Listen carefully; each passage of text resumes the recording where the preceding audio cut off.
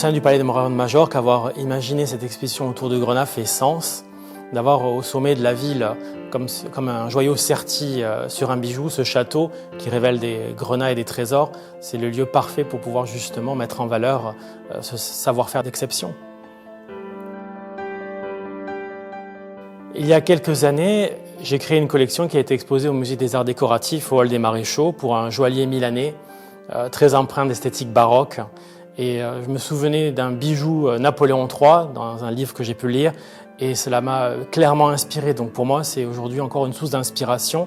Aussi bien la Méditerranée, la culture catalane et le grenat catalan fait partie de mon ADN et de mes premiers souvenirs de bijoux. Aujourd'hui, en tant que dessinateur de haute joaillerie, c'est pour moi une référence toujours vivante.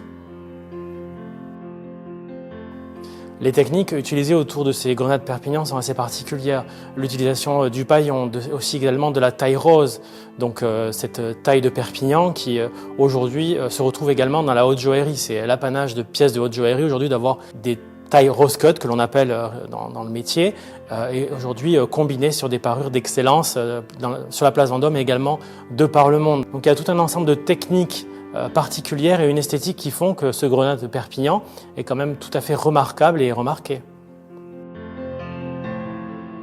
Alors je dirais en termes de fabrication et d'esthétique, pour que tout change, il faut que rien ne change parce que c'est un savoir-faire très rare, reconnaissable et qui a son identité. Et des nouvelles maisons sont à la recherche de cela.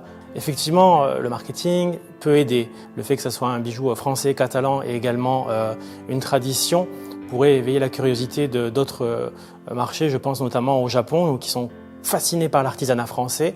Je suis sûr qu'un jour, la rencontre entre les bijoux catalans traditionnels, comme on a pu le voir avec les tissus catalans qui sont connus au Japon, pourrait créer un nouveau marché.